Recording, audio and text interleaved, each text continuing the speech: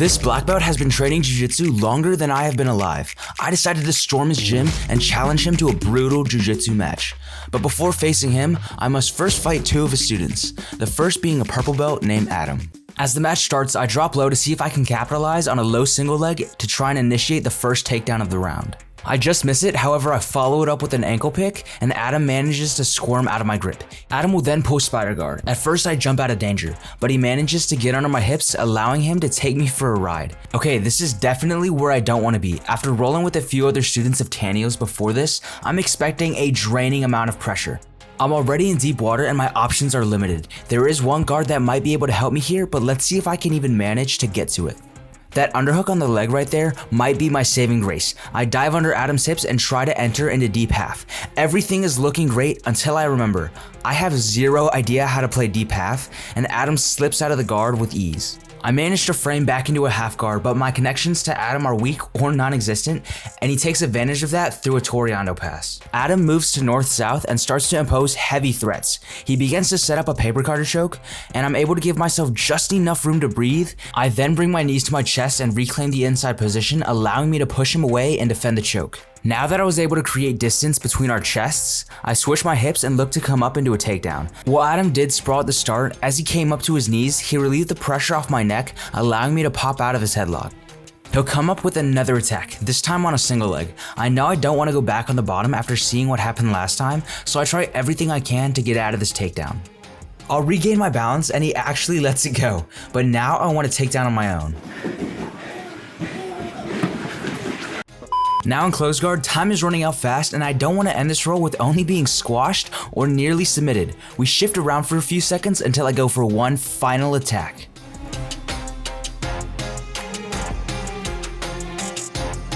Adam relieves his forward pressure and I take that as an opportunity to punch him with my hip, forcing him to post and allowing me to swing my leg over his shoulder into a triangle. We are approaching the end of the round with only 15 seconds left. I know I don't have much longer to attack the submission, so I go for a Hail Mary head pull and get the tap. Moving on from Adam, we meet our next opponent, Nathan. Nathan is an adaptive athlete with cerebral palsy. Because of this, he's restricted from doing certain moves. In order to even the playing field, I decided to roll with him without the use of my legs. However, this massively restricts me as a triangle player. Let's see if I can adapt or if I get overwhelmed in his world. We start off the match and I'm instantly met with the realization of how hard it actually is to roll with this limitation. He immediately moves into side control, but he gave me a little tip earlier in the day that I used against him. You see how I use it sweep? Normally, I'm not much of a Kimura player and would much rather create space and fight for the underhook. But in this situation, I have to use everything he gives me. I see an opening for a Kimura and I take it. I'll then swing around Nathan and attempt to roll into north-south. However, I get stuck on the way up because of my legs, and because of that, Nathan comes back on top. He'll then start to work a north-south choke. But I can't let Gabriel see me slip up that easily, so I start defending heavily and it opens up a darce. Nathan will gator roll to try and solidify the submission, but I keep my right arm outside of the center line and widen my shoulder to create space so I can breathe. Both of us will struggle to come up to our knees, but I managed to beat him to it and settle in a north-south. With my ass now hanging halfway out of my pants, I switch to side control. I move on a double knee on belly and cartwheel to his backside. I then try to take his back, but this is actually where Nathan is most comfortable. He begins to crank on a wrist lock, so I extend my arm and hand to counter, and then he wraps up onto a Kimura and moves me into side control.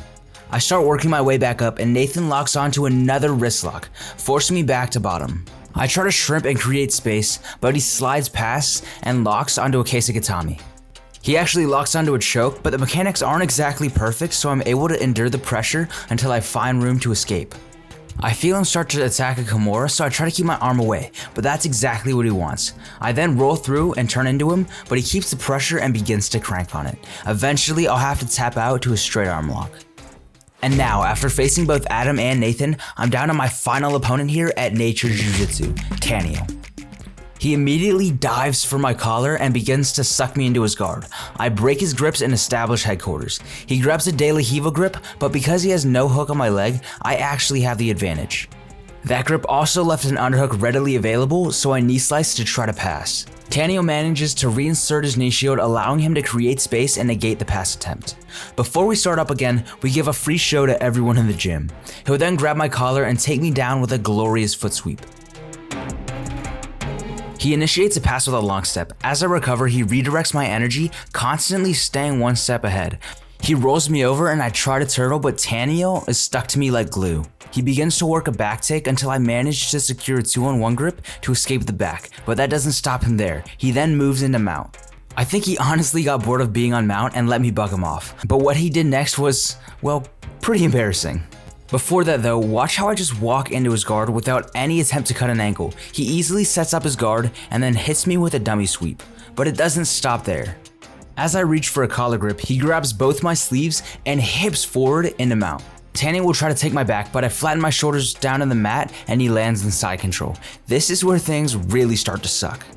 Tanio begins to sink his weight down through my chest, removing any space I have to breathe. I know he wants me to tap the pressure, but I've only done that once in my life and never again will that happen. At this point, I'm gasping for air. I completely expose myself in an attempt to be able to breathe. In doing so, I open up my defenses and Tanio grabs a collar grip, then slides his hand in for the Ezekiel. This next move was something out of a highlight reel. As he pulls guard, he jumps under my hips, allowing him to elevate me with ease. As I fall, my arm is exposed and he tries to latch onto an armbar, but I manage to twist my elbow out of harm's way. I then reset to neutral and work my passing game. Again, tired, lazy, and I walk right into his guard. However, this time I manage to get into headquarters. I break Tanio's collar grip and then dive over for a rolling Kimura, but unfortunately I missed the elbow and rolled right into an armbar. Tanio will use the dummy sweep to off-balance me and then follow it up with a single leg. As we fall, I try to invert into a knee bar, but unfortunately Tanio escapes and the round ends here. I would like to give a special shout out to this young yellow belt as well. His name is Carter and his transitions and attacks are incredible for his age. A true world champion in the making. Hey guys, just got done here training at Nature Jiu-Jitsu in Sanford, North Carolina. I want to give a quick shout out to Tanio for having me and also to Nathan for getting me down here. But really quickly, I wanted to give a quick shout out to Go Forth. Use my code in the description below for a percentage off your order. Thank you guys so much for watching and I'll see you in the next video.